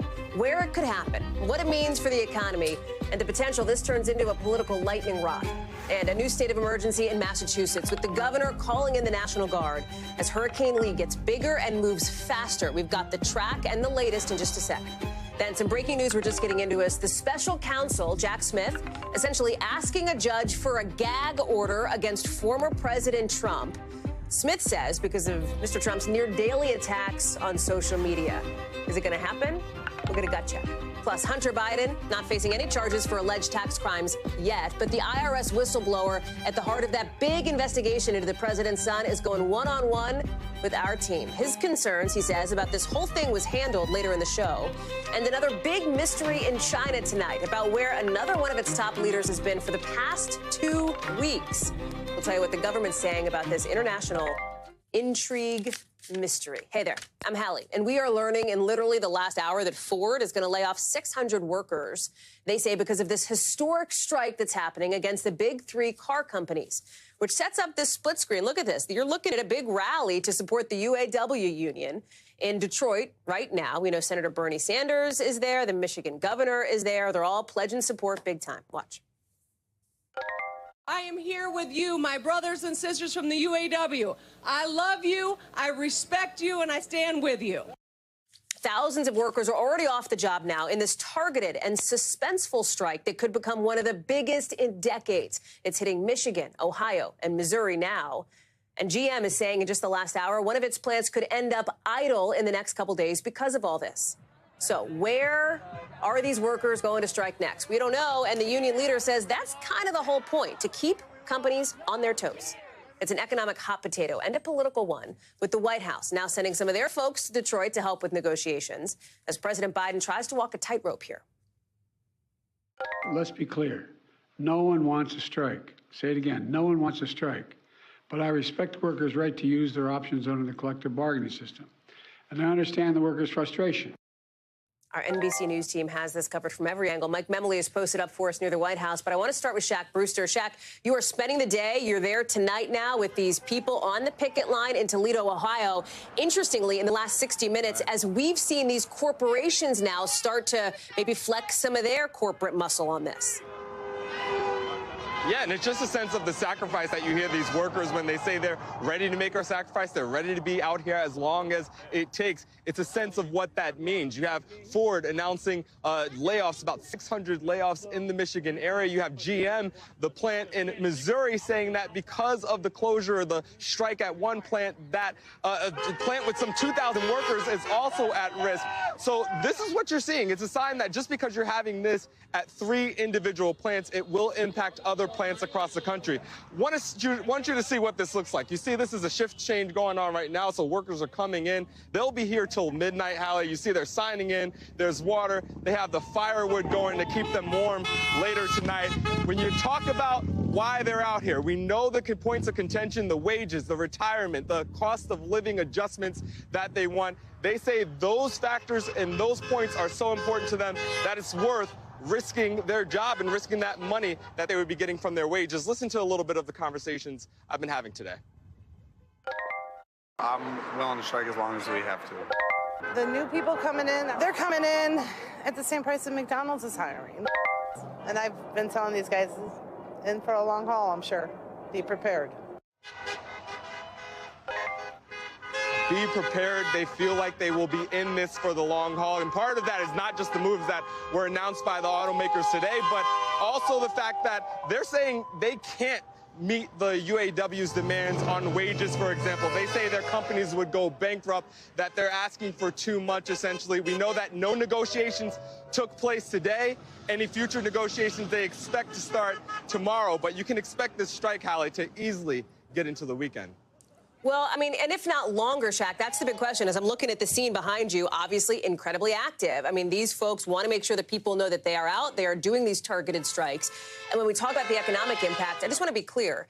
It's not like you can't go out and buy a car tomorrow, right? Even if GM, let's say, idles this plant or Ford ends up laying off these 600 workers. It is a bigger economic domino because of these pinpoint strikes. That's exactly right. And, you know, those layoffs that have been announced and somewhat previewed are an example of what that could mean. It's not just these plants, but other plants can then be offline. And by the way, you have the union saying that it's just 3 plants that they're striking at now, but that could go to 6. That could go to 9. What you're hearing from the corporate executives is that this will have a ripple effect, and it could have an immediate effect. They're not detailing if that's in days, weeks, or it doesn't need to get to months. But listen to a little bit of what we heard from GM's CEO just this morning when she spoke to our colleague, Jesse Kirsch. For every GM job, there's 6 other jobs that are associated with it, and that's why the ripple effect can happen so fast. It's not going to be good for the economy. It's not going to be good for anyone. Ripple effects for the companies, for also the communities in which these plants are. Folks just getting $500 a week. That's less business going to communities around these plants, Hallie. Shaq Brewster, live for us there in Toledo, capably managing the honks and all of it there. Shaq, thank you so much for that. Appreciate it. I want to bring in Mike Memoli near the White House. Slightly quieter backdrop behind you, Mike, at least publicly, but behind the scenes, we know there's a lot going on. Walk us through it as it relates to the president's role in all this. Well, Hallie, you're seeing with the UAW strike right now, symbolic of a broader labor movement that feels like this is their moment. You have the president touting himself as the most pro-labor president in American history. You also have public opinion that since the pandemic has really shifted for the first time in really a long time into the favor of supporting unions. And so you see that in a number of labor actions across the country, and now most conspicuously here with the UAW. And so the president, as you heard publicly today, championing the right to collectively bargaining. He said it's an important part of being able to grow the economy, as he likes to say, from the middle out and the bottom up. But at the same time, there are concerns within the White House about what a prolonged strike might mean in terms of economic disruption, about what it might also mean for their clean energy agenda. Remember, part of what the UAW is concerned about in their strike is that this shift to electronic vehicles will ultimately reduce the labor force. And so you see the president today, and you'll continue to hear the president touting his labor bona fides. But while he's doing that, he's also sending some top officials to Detroit to try to help bring this to a resolution. There have been some tough feelings between the head of the UAW, Shawn Fain, and the White House. He bristled, for instance, at the president's prediction just over a week ago that there wouldn't be a strike at all. And you see a very interesting statement from the UAW coming out today, where he talked about some of the fear-mongering, as they put it, on the part of not just the White House, but as he puts it, the corporate media and the corporations, that this kind of labor action will lead to economic disruption. They're really pushing back on that idea, and this is part of that tightrope that the president is now clearly walking. We also are hearing from former President Donald Trump on this, right, who is not just a former president. He is obviously also, and we should say it, the double-digit leader as we speak in the Republican primary for 2024. He's hoping to win back the White House. He's talking about all of this in an interview with our Kristen Welker ahead of her first Meet the Press this Sunday. Let's watch. Let's talk about the economy. And I want to start by talking about this big standoff between the auto workers and the big three auto manufacturers. Yeah. My question for you, Mr. President, whose side are you on in this? I'm on the side of making our country great. The auto workers are not going to have any jobs when you come right down to it, because if you take a look at what they're doing with electric cars are going to be made in China. The auto workers are not going to have any. I'll tell you what, the auto workers are being sold down the river by their leadership, and their leadership should endorse Trump. The reason is, you got to have choice. Like in school, I want school choice. I also want choice for cars. If somebody wants gasoline, if somebody wants all electric, they can do whatever they want. But they're destroying the consumer, and they're destroying the auto workers. The auto workers will not have any jobs, Kristen, because all of these cars are going to be made in China. The electric cars automatically are going to be made in China. So let's talk about UAW's leadership. The president, Shawn Fain, has withheld his endorsement of President Biden, but this is what he had to say about you. Quote, another Donald Trump presidency would be a disaster. How would you win that endorsement? Well, if that's the case, I probably won't win his. I don't know the gentleman, but I know his name very well. And I think he's not doing a good job in representing his union, because he's not going to have a union in 3 years from now. Those jobs are all going to be gone because all of those electric cars are going to be made in China.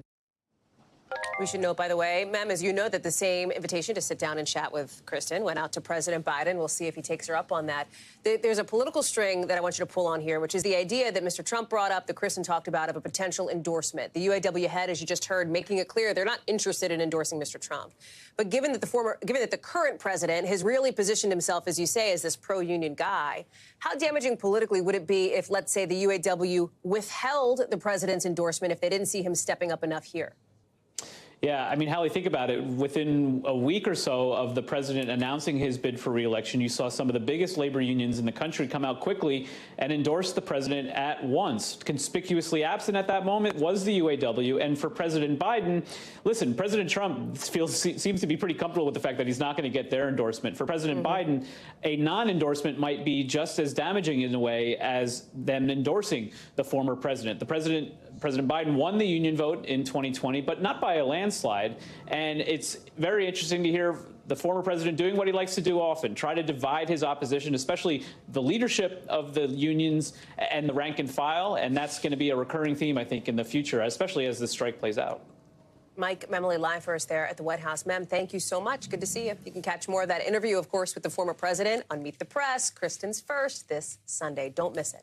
To weather now, because we're just learning Hurricane Lee is getting a little bigger, moving a little faster now, as we see these tropical storm warnings up and down the East Coast. Because even though Lee is not going to make a direct hit, there could still be some wind, some rain to deal with starting tonight. The governor of Massachusetts, just in case, has called up the National Guard, and some people protectively, look at these harbors here, have pulled their boats out of the water to keep them from getting totally wrecked. There's the potential for a strong storm surge as well. That, of course, could create dangerous rip currents, but as you're seeing here, some surfers are still taking the risk. It's a lot more powerful. There's a lot more push behind the wave. As surfers, we actually like that. We're looking for offshore winds that hold the waves up.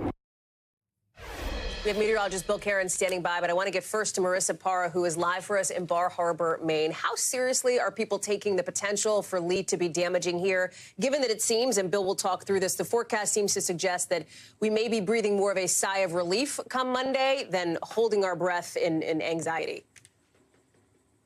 Yeah, well, certainly not as bad right now as we were looking at when it was a Category 5, right? Just days ago, we had seen this was going to be a monster storm. And right now, when you walk around, you have no idea that Maine had been issued their first hurricane watch for the first time in 15 years. I mean, what you can't see is on the other side of the camera. This is the downtown area. I have only seen one store board up, and they said they actually do that every season for the nor'easter. They typically start at the start of November, and instead they're doing a little earlier because they have a lot of glass that surrounds their storefront. I've seen zero sandbags. I'm sure someone is sandbagged around here, but I haven't come across it.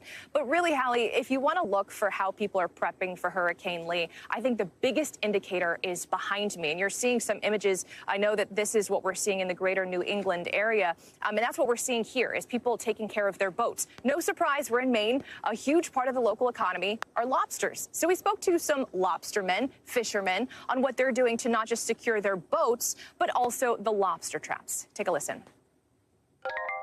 They're just moving their traps out of the shoal of water because of the surge. A lot of them went to and most of them are all in this harbor. They all hauled out. So when I talked about the biggest indicator behind me, normally on a nice sunny day like we saw today, you would see upwards of 100 boats out here. Right now, it's down to about a dozen. Most of those boats have been moved to safer areas, safer waters, because they know that the water's going to get very choppy out here. These are prone right now to those choppy waters. We know that with a little bit of surge expected, low-lying areas are also at risk. But Hallie, what I will say is that what I've heard, the biggest concern here really is going to be just oversaturation. You have a very unseasonably rainy summer here in this area. And so you have top-heavy trees that still have the foliage because it's still warm. And so you have those wind gusts upwards of 60 miles per hour, a big concern. Hopefully none of those trees fall on a populated area, especially not a car or a house that has people inside of it, of course, Hallie. Yeah, of course, for sure. Marissa Parra, thank you so much. Let's get to meteorologist Bill Cairns, or if one of those trees falls on, let's say, electrical lines. Bill, is power outage, issues, is that one of the concerns here? I think that's the number-one issue. My word of advice to people, especially in coastal areas of Maine and out on Cape Cod, is have all those devices charged now. And now's the time to do it, because in the next 24 hours is when we're going to see the peak of the storm. And in some areas, it won't be a big deal. And in other areas, it may be a little worse than you expected. So the storm itself, this was the new forecast from the Hurricane Center. You can see it's not going to make a direct landfall in the U.S. It will here, either Nova Scotia or in New Brunswick. So down East Maine will be closest to the center of the storm. So you'll probably get the heaviest rain. It's such a big storm that the highest wind gust may actually occur on Cape Cod or possibly in the coast of Maine. That's not definite. And you can see that initial heavy rain band is trying to approach areas of Cape Cod, but it may not get there. It's going to be interesting tonight to see how close they get to that really heavy rain band. The winds are now picking up in areas of southern New England, the first tropical storm for us, but I haven't seen any power outages. We can deal with this. Nantucket, 43-mile-per-hour gusts. Notice out towards the center of the storm, we're getting gusts out towards 50 on some of our buoys that are floating out here in the water. This eventually will head northwards up into areas around the Bay of Fundy. That's in New Brunswick, Nova Scotia, and there in Maine. So here is Cape Cod. There's Provincetown, Chatham down here, Brewster, Barnstable, and there's that band of rain. We'll track this tonight. If that heavy rain does make it over the Cape, that could mix down some of those stronger winds, and we could get more power outages. But right now, I think it's just isolated, and these are the peak wind gusts. Most areas, they'll get this numerous times over the winter, but not with leaves on the trees. And as Marissa was saying, with all that water that's fallen and the heavy rain expected in Maine, that'll be the problem, Hallie. I think we're going to see thousands of people without power. I'd be surprised if it's hundreds of thousands. Well, let's hope. Fingers crossed. We'll see where this goes. Bill Cairns, thank you. Tonight to Ohio now, where police say they're investigating the moment when a school employee allegedly hit a 3-year-old on the head in order to decide whether they should file any criminal charges. This is after a disturbing new video of this whole thing came out today. We're going to show you what happened. With a warning here, it is tough to watch. That's the toddler who's autistic. You see him running down the hallway with the staff are chasing him. Lawyers for the family say the employee then grabbed the boy's head and threw him to the ground. They describe his head hitting the floor, in their words, violently. Then you can see he's picked up by his feet or his ankles. Our Miguel Almaguer talked with the boy's mother, who says she wants answers. Hey there, the school surveillance video shows 3-year-old Braylon Tootle running down the hallway when a campus employee gives chase and appears to strike the toddler in the head, forcing him to the ground. Moments later, Braylon, a special needs preschool student, is dangled upside down from his ankles and rushed down the hallway before disappearing out of view. Now, Braylon's mother, Tanisha Lindsay, says school officials at Rosa Parks Early Learning Center first told her her autistic nonverbal son was, quote, swatted in the back of the head. Weeks later, she says Child Protective Services in Ohio called her and shared the video, which she is now making public. Here's what she told us just a short time ago. When you watch that video now, what goes through your mind? It's been some time, but it still must be difficult. Right now, I just want justice for him. It's blown up more than I expected. So my hope is for change. And then when Braylon is older, be able to look back on this and be proud of me for what I've done for him and the changes that I've made for him and kids like him.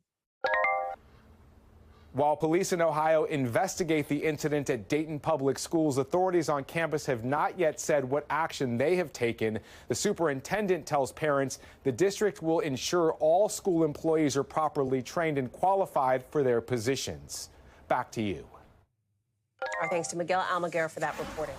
A breakthrough new study out today may pave the way for a popular party drug to treat PTSD. And now there's a new push to get ecstasy approved by the FDA in time to get it on the market inside a year. We know there's been a lot more interest in using psychedelics to help treat mental health issues all over the world. Just this year, Australia became the first country to let psychiatrists prescribe MDMA, that's ecstasy, and psilocybin, that's the active ingredient in shrooms, to treat patients. Dr. Akshay Sayal is joining us now. So, Dr. Akshay, 3/4 of the people, according to this research, who got this ecstasy treatment, MDMA, and also did therapy, got so much better that they ended up not even meeting that PTSD criteria by the end of the study. How promising are those results to you, and how should we be thinking about this? Really promising, Hallie. And for your viewers out there, just for some background here, you know, we see psychedelic headlines all the time. Anytime you open up a news app, it seems like. I mean, Hallie, this is a gold standard trial. This is the trial that the next step really is submitting for that FDA approval that you mentioned. And what we saw is that, you know, after just 3 sessions of using ecstasy, people, up to 70% of people no longer had a diagnosis of PTSD, and close to 90% of people describe this as clinically meaningful. Really encouraging results here, Hallie, and we're really sort of anxious to see what the FDA says about this and really about the psychedelic field as a whole going forward. The company sponsoring this is a nonprofit advocacy group, the one that basically paid for this research that focuses on developing prescription psychedelics. It feels important to note. What's the gut check on that? It is important to note, and the gut check really, Hallie, is that it's hard to fund psychedelic studies right now because of the legality around it. So, yeah, it could potentially be seen as a conflict of interest. But if the data is good and the FDA reviews the data, if it checks out, it checks out. It shouldn't really matter who's funding it at that point. But somebody's got to fund it, and because of the legality around it, it can be a little bit hard to do right now, Hallie. What are the chances that this actually gets done? In other words, that MDMA is reclassified by the federal government in order to actually be prescribed? Because I think of something like, for example, the movement to try to get cannabis reclassified. You have 3 million people in this country who have enrolled in medical cannabis programs, but we're still not there yet. Why should it be, or would it be any different for ecstasy? You know, Hallie, I've talked to a lot of psychedelic researchers about this, and everybody's hoping they do a different approach. Marijuana has turned into the wild, wild west. We see it at bodegas here in New York. We see kids using it before class. They really want this to be used in a controlled medical environment, not something that you try at home, really something you've done under the supervision of a trained professional. Dr. Akshay Sayal, thank you so much for that. We've Anytime. got a little bit of developing news coming into us tonight because the special counsel investigating former President Trump wants a judge to give what's essentially a limited gag order against Mr. Trump in his election interference case. We're talking about Jack Smith's team saying that the former president is, and I'm quoting here, making inflammatory public statements that could intimidate witnesses, influence potential jurors, or end up with the harassment of others in this case. Ryan Riley is joining us now. Part of why this is so significant and so thorny is not just because it is unprecedented, because it is unprecedented for a former president to be under indictment, of course, but also because there is a First Amendment argument that the Donald Trump team will likely try to use here, given that he is a political candidate now, the front runner for the 2024 race. Yeah, and that's why I think they've tried to focus on making this as narrow as possible. Essentially, what prosecutors are saying here is that he's running the same playbook that he did in the run-up to January 6th, that he's doing exactly now what he was doing then, undermining our institutions, and that it could have these big consequences down the line. And that's why they think it is important for there to be some sort of limited gag order, although they still mention, of course, the First Amendment right that Donald Trump has to speak about this and proclaim his innocence. But it's those specific attacks on witnesses or on the court, who is the court itself. The judge here has come under threat. Indeed, a woman has been arrested for threatening her, and she has increased security because of these threats that are incoming from Donald Trump supporters. So that basically they're trying to make this as narrow as possible, but say that this is really important to make sure that something's in place so that this trial can move forward without any future threats. Ryan Riley, thank you very much. Appreciate it. Coming up, officials in France say at least one person has been killed, dozens hospitalized because of botulism. Why police think it's all linked to the same restaurant. Plus, something's causing not earthquakes, but moonquakes. What it could be, coming up.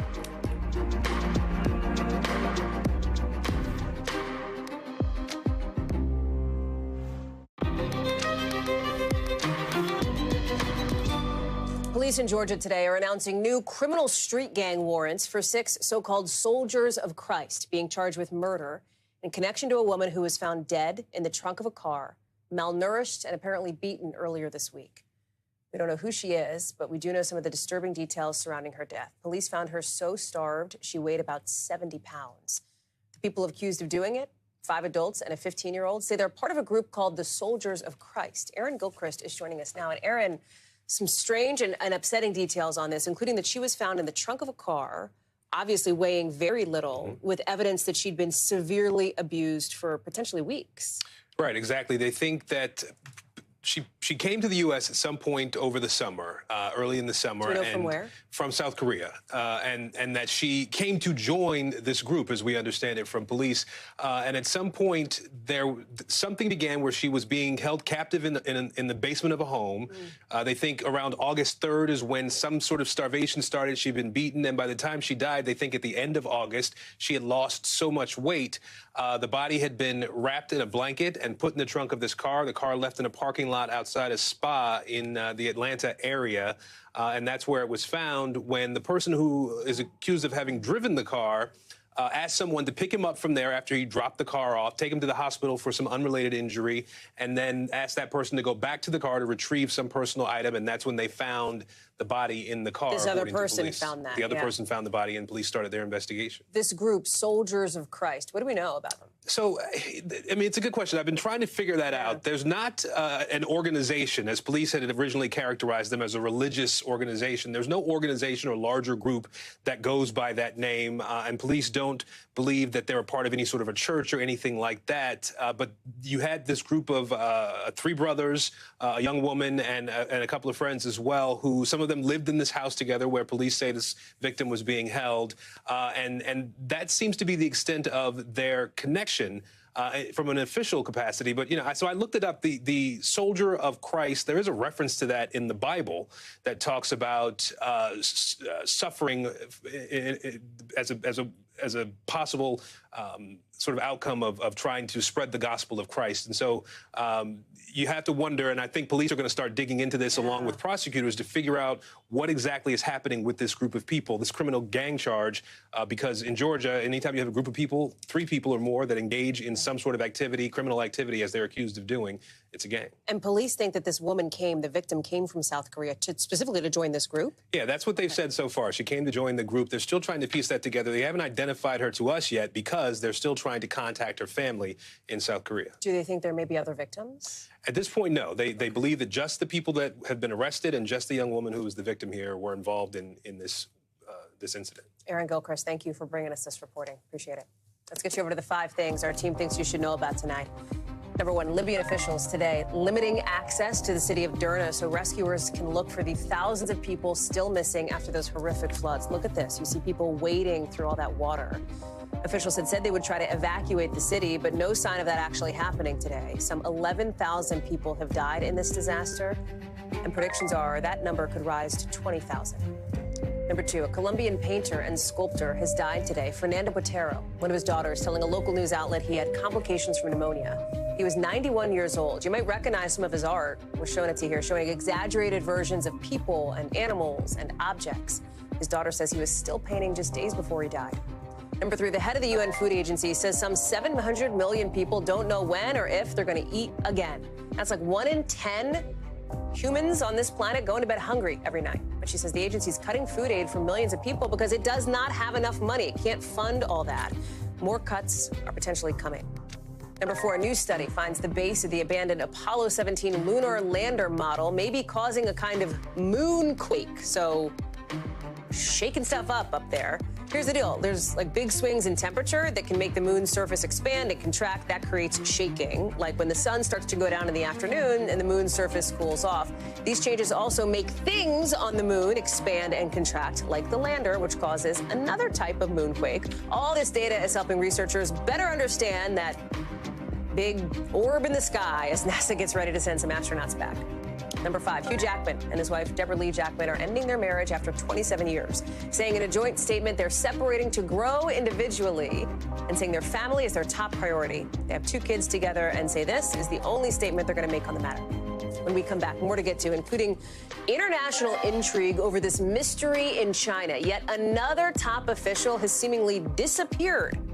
What else we know about where he was last seen and where he could be next. Plus, why a certain kind of dog could be banned in the UK. That's in the Global. What most of the Spanish winning World Cup team says it wants before they get on the field again. That's later in the Global. But first, some new questions tonight about this international mystery. What happened to China's defense minister? He hasn't been seen in more than 2 weeks. Li Shangfu reportedly pulled out of a meeting with Vietnamese defense leaders last week, with Beijing saying he had a health condition. And the U.S. Secretary of State, Tony Blinken, addressing this whole mystery today. Listen. I don't know about the status of the defense minister. We remain fully prepared, as we've been, to engage with the Chinese government, whoever happens to be holding the positions of responsibility at any given time, just as I did when I went to Beijing earlier this summer. This unexplained absence comes just 2 months after the disappearance and then replacement of China's foreign minister earlier this summer, and still so many questions about what happened to him. Here's Molly Hunter with more. Yeah, Hallie, that's right. The mystery is deepening tonight. We do not know where China's defense minister is. Li Shangfu has not been seen in 2 weeks. August 29th, he hasn't been seen in any photos, pictures. We haven't seen any statements or comments from him, and certainly no explanation from the Chinese government. The defense minister, we should just say, it's more of a ceremonial post, Hallie, so he's not the counterpart to Defense Secretary Lloyd Austin, for example.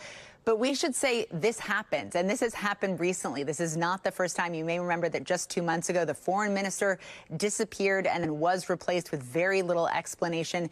Now, Lee is 65 years old. Hallie, he's an aerospace engineer. He's a military general, very senior in that government. He's one of China's 5 state counselors, so a level above minister. He also managed China's rocket space program for many, many years. This guy is an absolute expert, very experienced, and also would know a lot. Now, my colleague Alexander Smith over at Digital, Hallie, spoke with an Asia-Pacific geopolitics expert earlier today, Alexander Neal, and he had a couple of really interesting insights that I'm going to share. Clearly, there's turbulence at the top of the party, so that's point number 1. Second, it is too early to tell exactly what, if anything, has happened to Lee. And third, there's clearly a purge within the foreign affairs and defense community in China. But the question for Washington tonight, and you got to know that the capital is here in Europe, of course, in London, back in Washington, watching this very, very closely to see if he has been the target, if he is the next victim of some sort of kind of quiet disappearance and then is replaced. But 2 weeks, as this expert told my colleague Alexander Smith, not necessarily enough to raise serious alarm bells. But you got to bet people in Washington, and we are watching very, very closely. Hallie? Molly Hunter, thanks for that. Lots of people watching that one closely. NBC News covers hundreds of other international stories every day. And because it can be tough to read or watch or listen to them all, our international teams have done it for you. Here's some of what they're watching in a segment we call The Global. In France, an American tourist is in the ICU after getting botulism. French officials say he's one of at least a dozen people who got sick after eating preserved sardines at a wine bar. One French woman apparently died from a pretty rare illness. The bar is closed now while officials look into this. Out of the UK, Prime Minister Rishi Sunak is announcing plans to ban the American XL Bully dog after a man died in an attack that may have involved one of them. An 11-year-old girl was hurt in another attack last week. The UK's Kennel Club doesn't recognize the XL Bully as an official breed. It says no breed of dog is inherently dangerous. To the president's son and the potential that new tax charges could maybe be filed against him. Coming 24 hours, of course, after we told you on last night's show how he'd been indicted on federal gun charges. The investigation into the president's son on this tax issue is still ongoing. The IRS investigator who was part of launching that investigation, Joseph Ziegler, is now a whistleblower who testified in front of Congress with some concerns about how this whole thing's been handled. He goes one-on-one with our own Tom Winter. The son of the President of the United States indicted by Special Counsel David Weiss. Is there an indictment come today, sir? No comment? Robert Hunter Biden facing gun charges, but so far no charges tied to his taxes. I was the originating case agent of the Hunter Biden investigation. NBC News sat down with IRS Special Agent Joseph Ziegler earlier this week in his first interview since Weiss was appointed special counsel. Ziegler opened the tax investigation after a Biden bank record showed up in a different case. It stated that Hunter Biden was paying prostitutes related to a prostitution ring. He was spending lavishly out of the corporate bank account. In the course of your investigation into Hunter Biden, can you tell us what were the crimes that you believed you uncovered? As far as the tax crimes go, it's felony tax evasion, felony filing a false tax return, and then misdemeanor charges relating to failure to timely pay his taxes and failure to timely file his tax returns. And was this 1 year or was this multiple years? So this is for 2014, 2015, 2016, 2017, 2018, and 2019.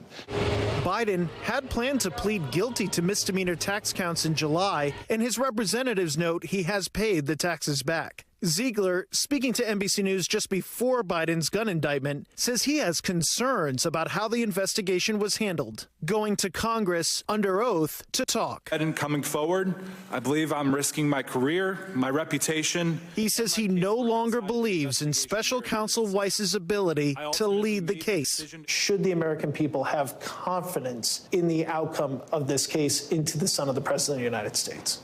All I can say is we've brought forward facts of what happened over my 5+ year investigation into the president's son. There were leads that we didn't follow. There was evidence that we didn't follow. There were things that we didn't do in those 5 years that were essentially halted from the prosecutors. Did there come a point where there were witnesses that you wanted to interview that prosecutors said, we don't think that's a good idea? Yes, there were multiple witnesses that we wanted to go interview, and we were shot down. The adult children of Hunter, individuals who received financial transactions that we wanted to go interview. Weiss previously wrote to Congress saying he couldn't address all of the whistleblower concerns because of the ongoing investigation, and says he was able to operate independently. Ziegler says his motivations are not driven by politics. I'm a 38-year-old gay man. My politics are simple. I am a Democrat. What do you want people at home to know about this investigation and about Joseph Ziegler? I was so strategic in everything that I did to conduct a proper investigation of Hunter Biden. Tom Winter is joining us now. So you and I have talked a lot about this investigation, about the sort of different pieces of it as well. Sure. You look at the years that he mentioned with regards to some of those tax filings. They go back like a decade, as far back as 2014. Right. Talk now about the potential, as we said, for this next shoe to drop, because there is a time crunch that might be coming up here. Right, and it's that time crunch, Hallie, that has us so intently watching and focusing on this case. You know, you mentioned 2014. I remember when we first published an email where Hunter Biden's business associate talks about tax obligations in that year. But that ship has sailed. Right now, that year is gone, 2015, 2016.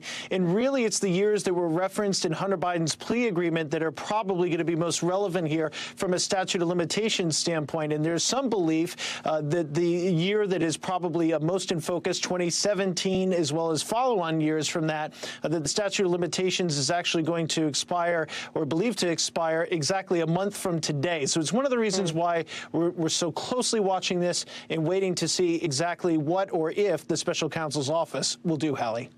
Tom Winter, thank you so much for being such the tip of the spear for this reporting. Appreciate it. Coming up, the big controversy over the country's management of wild horses. Part of our months-long deep dive into where these Mustangs are going. In a story that pits ranchers against horse advocates. That's next in tonight's original.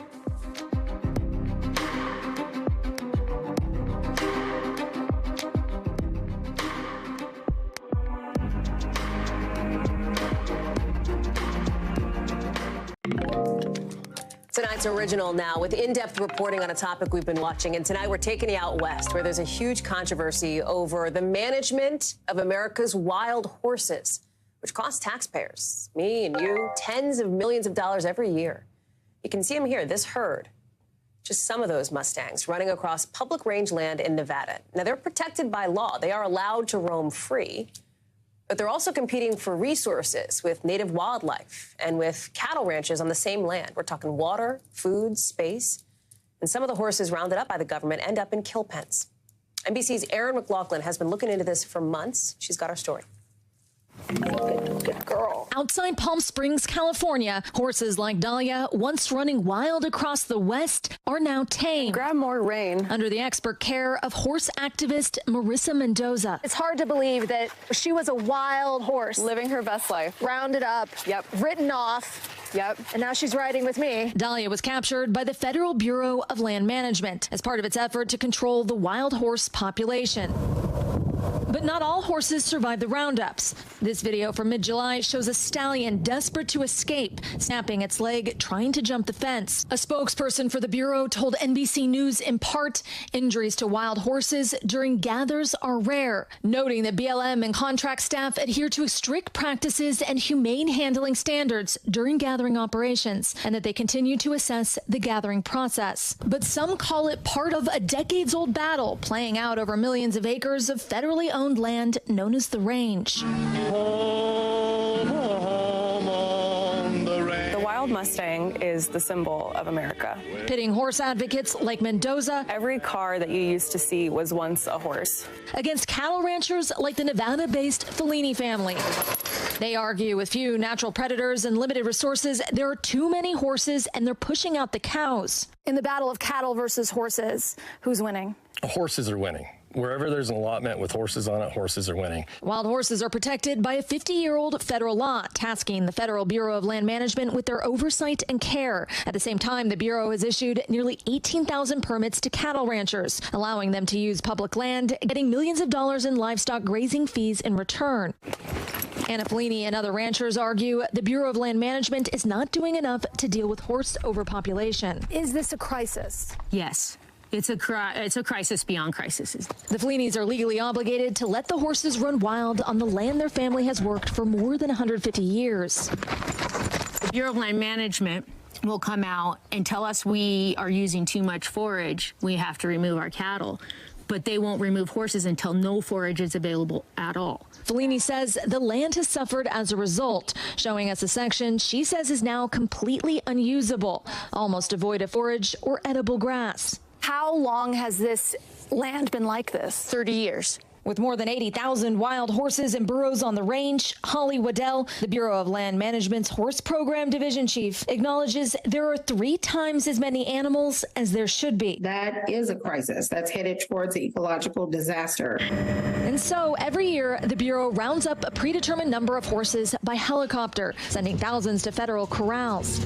Last fiscal year, the Bureau spent over $80 million caring for captured wild horses. In order to free up badly needed corral space and save taxpayer dollars, in 2019, the Bureau started paying people federal money to adopt up to 4 horses, giving them $1,000 for each horse. It shows all of the herd management areas and the herd areas. The idea being the horses would go on to live productive lives off the range. Waddell says as a result, adoptions increased to record levels. The adoption incentive program has been successful. But a 2021 New York Times investigation found that some adopters were pocketing the money, and as soon as they could, selling selling the horses at auctions frequented by slaughterhouse brokers. The article sparking outrage among the horse advocate community. We are sending droves of these federally protected animals who helped build this country to slaughter. So what's being done to stop this exploitation? We have made several revisions to the current adoption incentive program. But 2 years later, an NBC News investigation confirms that federally branded horses are still in the international slaughter pipeline. After obtaining federal records, we found federally branded horses appearing to be for sale in self-described kill pens, like in this video. And we matched the brand numbers of the horses with their adoption paperwork, appearing to confirm taxpayer dollars had been handed over to the adopters in exchange for the horses. The Bureau of Land Management says it monitors adopted horses for a minimum of 1 year, and during that time conducts health and care inspections, requiring a certification of good health before title is transferred, noting it is unaware of any untitled horses being sent to slaughter.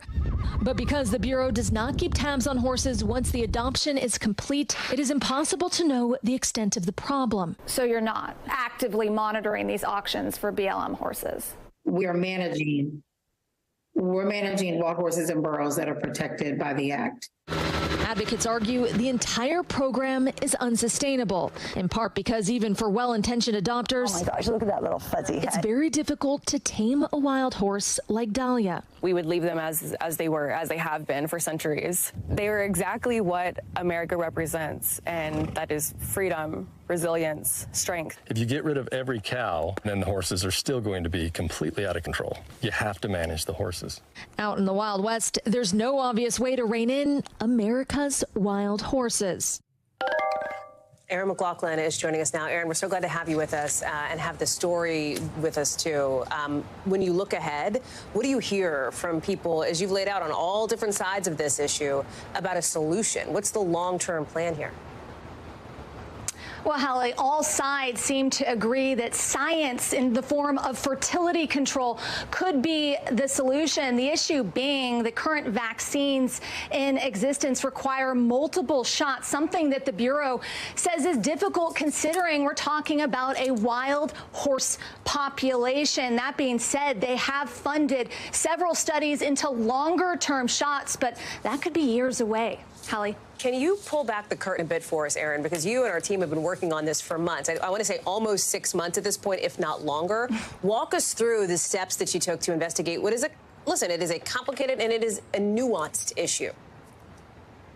Yeah, it is fascinating. The Hallie Jackson, now incredible producer, Mark Scaglione, as you say, and I have been working on this for months. And to be able to explore all sides of the issue, to be able to go out to Palm Springs, to see a horse sanctuary firsthand, to see the beauty of these animals, their potential, and then as well to get out there to Nevada, to the range, to talk to ranchers who say this is an existential issue for them. And one additional point to that, they were telling me that they own the water rights to much of this range. So if they are driven out of business, as they say they are being by these wild horses, they take the water with them, jeopardizing potentially the remaining horse population. It's just another illustration of just how complicated this is, Hallie. Just how many layers there are to this whole thing. Erin McLaughlin, we are so glad to have you bring this story to life for us here on the show. Thank you so much. Appreciate it.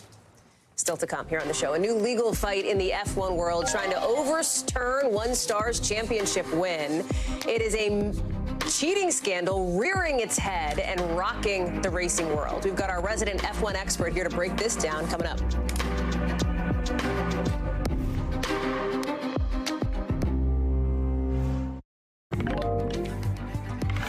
A new twist on an old scandal is rocking the world of pro racing with allegations of a conspiracy to cover up cheating, with one retired Formula One racer threatening a lawsuit to overturn the result of the 2008 championship. We're talking about retired Ferrari driver Felipe Massa.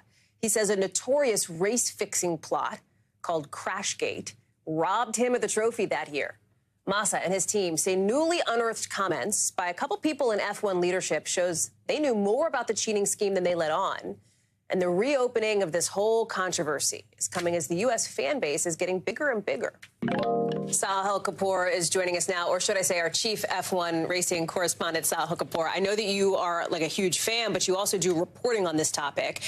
Talk to us about what this cheating plot this crash gate is all about.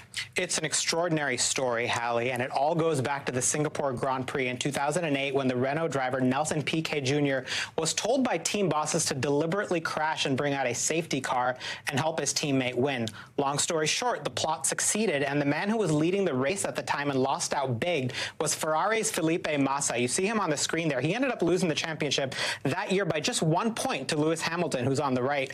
Now, at the time, F1 officials said that race would count because they didn't know about the so-called Crashgate plot until the following year. But now, Massa's legal team cites new comments by then F1 chief executive Bernie Ecclestone in an interview months ago, who said he did know at the time. And had they annulled the Singapore race, Massa, not Lewis Hamilton, would be champion. And Massa told me those are the comments that prompted him to take this action, and he insists he's deadly serious about it. Listen to what he told me.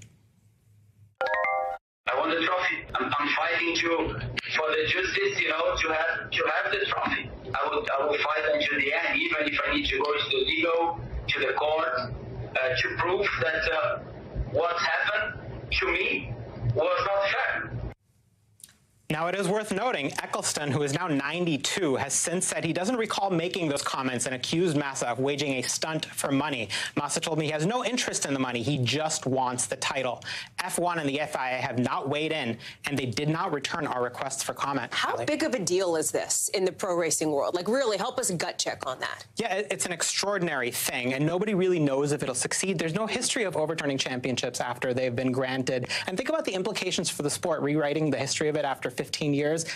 And for Lewis Hamilton, by the way, a 7-time world champion. If somehow this does succeed, he's down to 6 world championships. Now, I want to be clear. Hamilton is not accused of doing anything wrong. Right. Massa says he simply benefited from the transgression that occurred. I did reach out and get in contact with Hamilton's representatives. They are declining to comment on this. He's focused on the current race. It is also just so fascinating because this is coming at a time when, as you and I have talked about on this show before, the popularity of Formula One racing is growing in this country, and that has not always traditionally been the case. That's absolutely right. And there are a lot of new Drive to Survive era fans in the United States who may not be familiar with what happened in 2008. This brings it all back, and Massa's legal action threatens to drag the sport, or reopen, rather, one of the dark chapters in the sport's history. Sahil Kapoor, thank you very much. Super interesting. That does it for us for this hour. I will be out west on assignment early next week, but you will be in very good hands with our friend Yasmin Vasugian. I'll see you right back here in Washington on Wednesday. We've got a lot more coverage picking up right now. Thanks for watching. Stay updated about breaking news and top stories on the NBC News app or follow us on social media.